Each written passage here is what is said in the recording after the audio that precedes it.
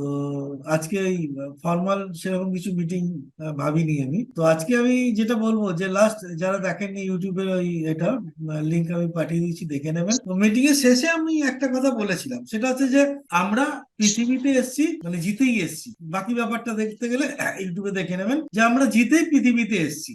আর আমরা জেতার জন্যই এসেছি। আমরা পৃথিবীতে ভূমিষ্ঠ হওয়ার আগে যে আমাদের লক্ষ লক্ষ কম্পিটিটর ছিল, তাদেরকে আমরা উইন করে যদি পৃথিবীতে আসতে পারি, তাহলে এখন তো আমাদের কোনো কম্পিটিটরই নেই। তাহলে কেন আমরা উইন করবো না, তাই না?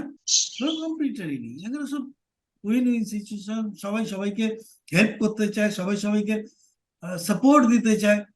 সুতরাং না উইন করার তো কোনো ব্যাপার নেই। তো আমরা জিতেই পৃথিবীতে এসেছি, আর এখানে এসেছি আমরা জিততে এসেছি, হারতে না। দেখুন, আমাদের জিততে গেলে যেটা করতে হবে, অ্যাকশন করতে হবে, অ্যাক্টিভিটি করতে হবে। তখন আমরা কঠিন লড়াই করেছিলাম যখন আমাদের সেন্স ছিল না, লাখ লাখ কম্পিটিটরকে আমরা হারিয়ে আমরা এই পৃথিবীতে এসেছি। তো কাজ যখন আমরা জিততে গিয়ে কাজ করতে হবে, কাজ যখনই আমরা করতে যাব তখন আমাদের কাছে অনেক চ্যালেঞ্জেস আসবে, আর এটা ওপরওয়ালা দেয়। যার যত বড় চ্যালেঞ্জ তার তত বড় সাকসেসের সম্ভাবনা। ওপরওয়ালা যে চ্যালেঞ্জেস গুলো আমাদেরকে দেয়, এটার জন্য নয় যে টু স্টপ আওয়ারসেলফ, যে আমাদেরকে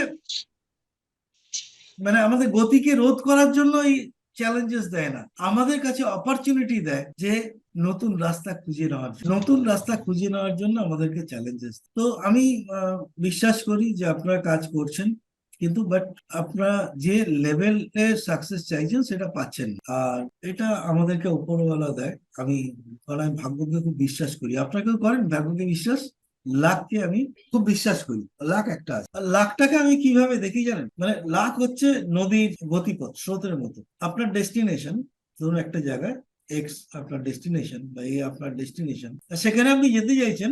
তো যদি স্রোত যে জায়গায় যেতে চাইছেন, স্রোতটা যদি আপনার মানে ওই দিকেই হয়, তো this is your luck, good luck. আর আপনি যে ডেস্টিনেশনে যেতে চাইছেন, স্রোত যদি তার বিরুদ্ধে হয়, দ্যাট ইজ হচ্ছে ব্যাড লাক, মানে আপনার ওই সময় লাকটা খারাপ। আমি এইভাবেই বিষয়গুলোকে দেখি। এবারে ধরুন আপনি আপনার ডেস্টিনেশনে পৌঁছতে চাইছেন, মানে আমি পুরো অঙ্কের হিসাবে আমি দেখি এই বিষয়গুলোকে, আর এটা বাস্তব। এটা আমাদের যে পুরনো কালচার আছে, মানে সনাতনী যে বিষয়গুলোকে, সেগুলোকে আমি স্টাডি করেই বলছি। যে ধরুন নদীর গতিপথ আপনার বিরুদ্ধে রয়েছে 5 কিলোমিটার স্পিডে, নদীটা মানে নদীর জল আপনার 5 কিলোমিটার স্পিডে যাচ্ছে। আপনার যে ডেস্টিনেশন, যেটা আপনার গোল, যেটা আপনার স্বপ্ন, সেই স্বপ্নের বিরুদ্ধে যাচ্ছে আপনার নদীর গতিপথ, আর তার স্পিড হচ্ছে 5 কিলোমিটার। মানে আপনি যদি রোজ মানে 5 কিলোমিটারকে যদি এরকম ভাবে ভেঙে নিন, আপনি রোজ 5টা প্রেজেন্টেশন করছেন, তো আপনি একই জায়গায় থাকবেন। আপনি 5টা লোকের সাথে কথা বললেন, তো আপনি একই জায়গায় থাকবেন। আপনি যদি দুটো লোকের সাথে কথা বলেন, তার মানে আপনার যে ডেস্টিনেশন, যেখানে আপনি পৌঁছতে চাইছেন আপনার কাজটা নিয়ে, তার থেকে যদি দুটো লোকের সাথে কথা বলেন, 3 কিলোমিটার আপনি পিছিয়ে গেলেন। আমি জানি না আপনারা বুঝতে পারছেন কিনা, আমি কমপ্লিট করি। বাট যদি আপনি 6 জনের সাথে কথা বলেন, মানে 6 কিলোমিটার স্পিডে আপনি যদি সাঁতার কাটেন, তাহলে আপনার যে লক্ষ্য, সেই লক্ষ্যের দিকে 1 কিলোমিটার আপনি এগিয়ে যাচ্ছেন। মানে আপনি যদি 6টা লোকের সাথে কথা বলেন, তো আপনার এক ধাপ এগিয়ে গেলেন, মানে 1 কিলোমিটার এগিয়ে গেলেন। আপনি 10 জনের সাথে কথা বলুন, মানে 10 কিলোমিটার স্পিডে আপনি সাঁতার কাটুন, তো আপনি 5 কিলোমিটার এগিয়ে গেলেন। তো আপনার 10 কিলোমিটার যদি আপনার দূরে আপনার ডেস্টিনেশন হয়, তো আপনি খুব ইজিলি পৌঁছে যাবেন। মানে যদি আপনি 10-10 দুদিন করেন, তো পৌঁছে গেলেন। তো লাখ হচ্ছে এটা। দেখুন, আমি আমি দেখি আপনাদের অনেককেই, যে আপনারা কাজ করেন, আপনারা কাজ করছেন, আপনারা 7 দিন 8 দিন 10 দিন খুব পরিশ্রম করছেন, খুব পরিশ্রম করছেন, 10 জন 12 জন 15 জনের সাথে কথা বলছেন, তারপরে 1 মাস হাওয়া। আপনি 10 দিন কাজ করলেন, 15 দিন কাজ করলেন, 1 মাস হাওয়া। কি হলো? মানে এই যদি গতিপথটাকে আপনি ভেবে নেন 5 কিলোমিটার, তো আপনি 15 কিলোমিটার স্পিডে দৌড়চ্ছিলেন, 15 দিন আপনি দৌড়ে নিয়েছেন। তারপরে কি হচ্ছে? তারপরে আপনি 1 মাস হাওয়া।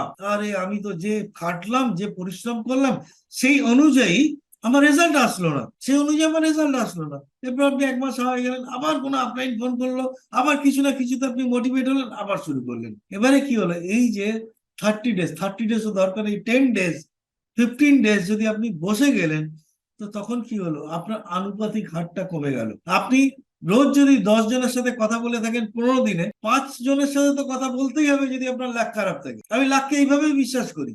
বিলিভ মি, যে 5 জনের সাথে যদি আপনি একই জায়গায় থাকতে চান, তো 5 জনের সাথে আপনাকে রেগুলার কথা বলতে হবে। তো আপনি 10 জনের সাথে কথা বলছেন, তো আপনি 15 দিন করলেন, 5, 15, 75। আবার আপনি 15 দিন কিছুই করলেন না, তাহলে কি হলো, যে জায়গা ছিলেন সেখানেই ছিল, রয়ে গেলেন। নেক্সট 15 দিন মানে 1 মাস আপনি হাওয়ায় গেলেন, নেক্সট 15 দিনে আপনি মাইনাসে চলে আসলেন, মানে যেখানে শুরু করেছিলেন সেই জায়গায় পৌঁছে গেলেন। অঙ্কটা বুঝতে অসুবিধা হলো কারণ? দেখুন, আমাদের পুরনো যে শাস্ত্র রয়েছে না, সেগুলো সব ম্যাথামেটিক্স এর উপর ভিত্তি করে ক্যালকুলেশন, আর এই ক্যালকুলেশন গুলো আমি আপনাদেরকে বোঝাচ্ছি, আর এটা ফ্যাক্ট। আমি এটা বিশ্বাস করি লাখটাকে, আর সেই জন্যই আমি আপনাদেরকে এইগুলো বলছি। কারণ অনেকেই বলেন না, এত পরিশ্রম করছি কিছু হচ্ছে না, কিছু হচ্ছে না। তো আপনার পরিশ্রমের রেজাল্ট আপনাকে দিতে বাধ্য, ওপরওয়ালা আপনাকে দিতে বাধ্য।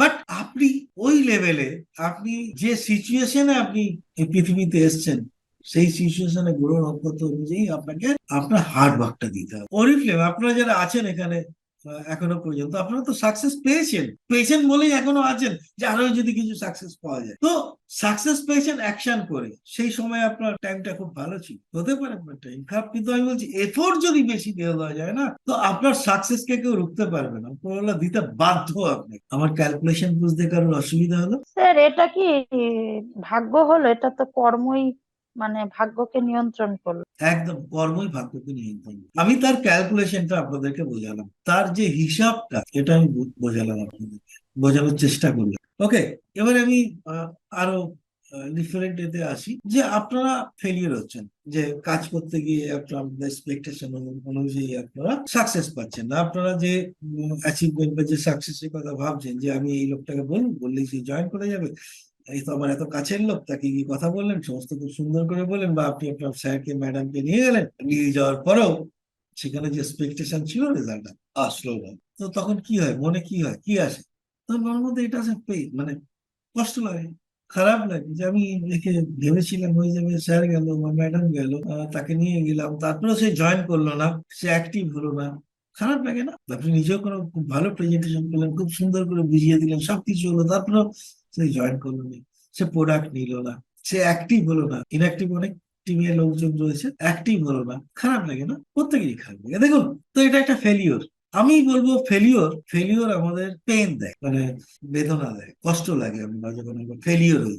আমরা যদি এই পেনটাকে সরিয়ে রাখতে পারি না, এই পেনটাকে যদি আমরা সরিয়ে রাখতে পারি, উই ক্যান লার্ন, আমরা প্রচুর কিছু শিখতে পারি। বাট আমরা পেন নিয়ে ওখানেই বসে যাই। ওই পেনটাকে জাস্ট সরিয়ে দিন, তবেই আপনি সেখান থেকে লার্ন করতে পারবেন। আগের মিটিং আমি বলেছিলাম পোস্টমর্টম করে, যখন আমরা ফেলিওর হই, কেন ফেলিওর হলাম, তার পোস্টমর্টম করাটা খুব ইম্পর্টেন্ট, খুব জরুরি।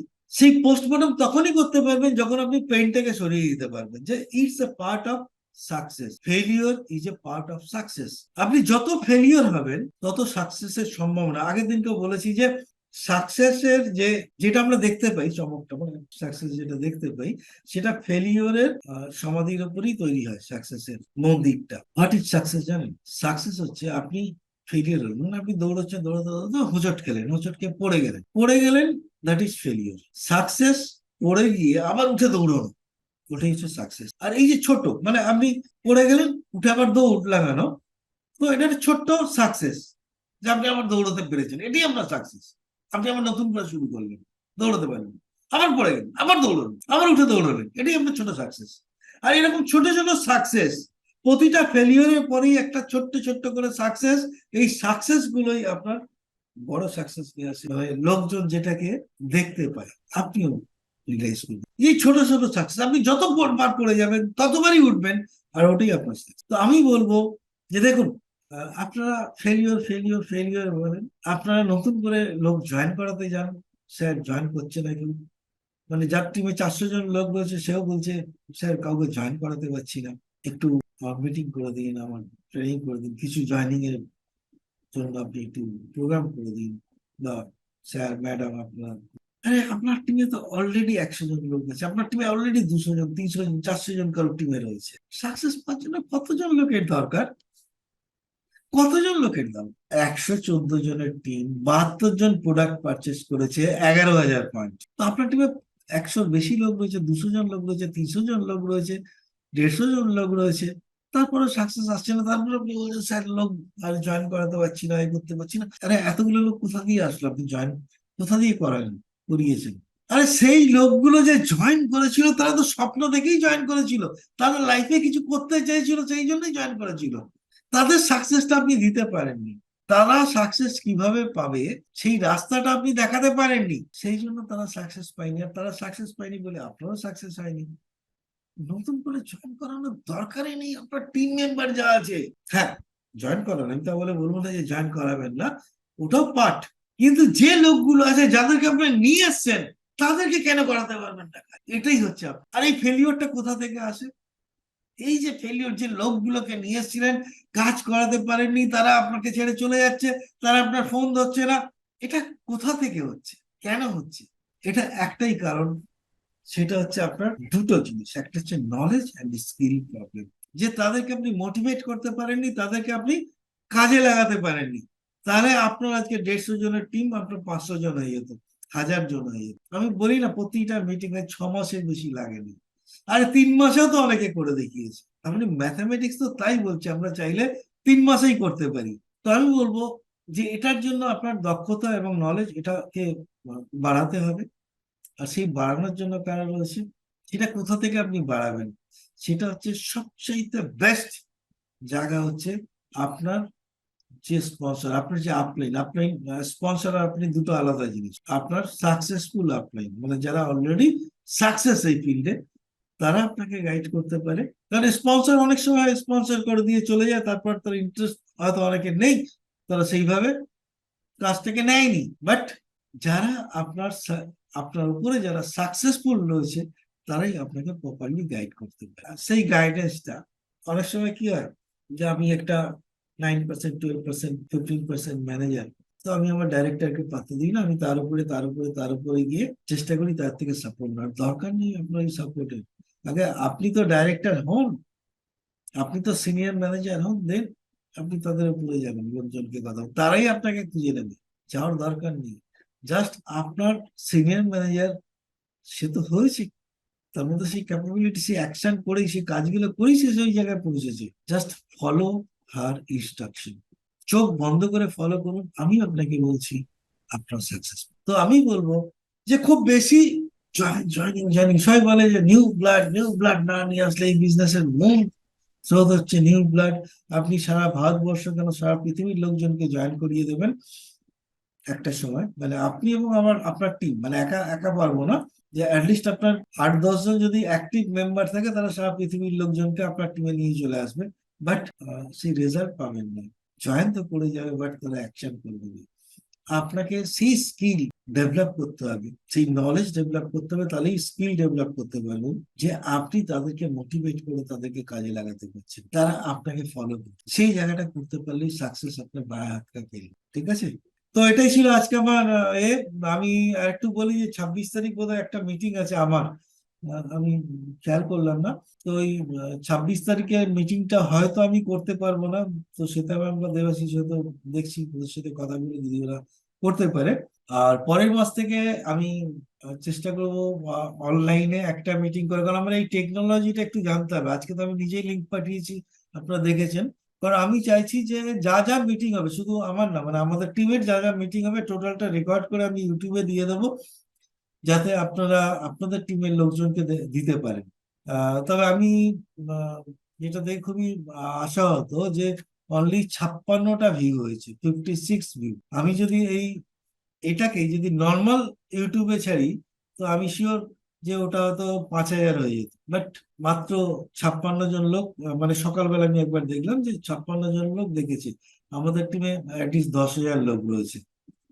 তো either we are not convinced, মানে আমার লিডাররা কনভিন্সড নয় যে এটা কাজ হতে পারে, বা তারা তাদের নেগলিজেন্সি, বা আমি শিওর যে অনেকে হয়তো জানেন না যে আদৌ লিঙ্কটা দেখেছে কিনা। তো এগুলো যদি ঠিক ঠিক ভাবে সবাইকে পাঠানো যায় গ্রুপে, আমার মনে হয় যে আগামী দিন এটা একটা ভালো রেজাল্ট আসবে। আর আমি এখন থেকে যা মিটিং হবে আমার দেবাশিস সুচিতা ম্যাডামের, আমি চেষ্টা করবো, আমি আর একটু বুঝে নিই, আমি এখন টেকনোলজিটা ঠিকঠাক বুঝে উঠতে পারিনি যে ওদের মিটিং গুলো কিভাবে রেকর্ড করা যায়। মানে অনলাইনে যে মিটিং গুলো হয়, অফলাইনে তো রেকর্ড করলাম, হ্যাঁ হয়ে গেল, অফলাইনে অনলাইনে রেকর্ড গুলো যে কিভাবে করা যায়, আমি এখন চেষ্টা করছি রেকর্ডিং করার। মানে আদৌ রেকর্ড হচ্ছে কিনা আই ডোন্ট নো। তো এটা যদি রেকর্ড হয়ে যায়, নেক্সট মিটিং গুলো যখন আমার উম, এটা তো ইনফর্মাল মিটিং হলো, যখন ফর্মাল মিটিং হবে, তো আমি সব ওগুলোকে ইউটিউবে দিয়ে দেবো। ঠিক আছে? তো আমি আই হোপ যে আপনাদের টিম মেম্বারদের সুবিধা হবে। এবং এই যে আপনারা আমি পার্টিকুলার যে এই যে আপনার লোকজন নিয়ে আসছেন তাদেরকে অ্যাক্টিভেট করতে পারছেন না, কেন অ্যাক্টিভেট করতে পারছেন না? তো তাদেরও মানসিক মানে কিছু না কিছু প্রবলেম আছে সাইকোলজিক্যাল। তো সেইগুলোর উপর ইন্ডিভিজুয়াল একটা মিটিং করলাম, 10 মিনিট 15 মিনিটের ভিডিও। সেইগুলোকে আপনার জাস্ট তাদের কাছে পাঠিয়ে দেবেন। মানে আপনি যখন বুঝতে পারছেন যে এর এই প্রবলেমটা রয়েছে, তো তাকে পাঠিয়ে দিলেন, সে দেখবেন অ্যাক্টিভ হয়ে গেছে। তো এটা আমি চেষ্টা করব আগামী দিনে এটাকে নিয়ে আসার। আমি আজকাল খুব ব্যস্ত থাকি, তো চেষ্টা করছি একটা স্টাফ নেওয়ার, আমি যে বলেছি। তো যদি একটা পার্ট টাইম স্টাফ পেয়ে যাই তো এগুলো খুব ইজিলি আমি করে দিতে পারবো। ওকে, থ্যাংক ইউ। আজকে মিটিং এখানেই শেষ করছি।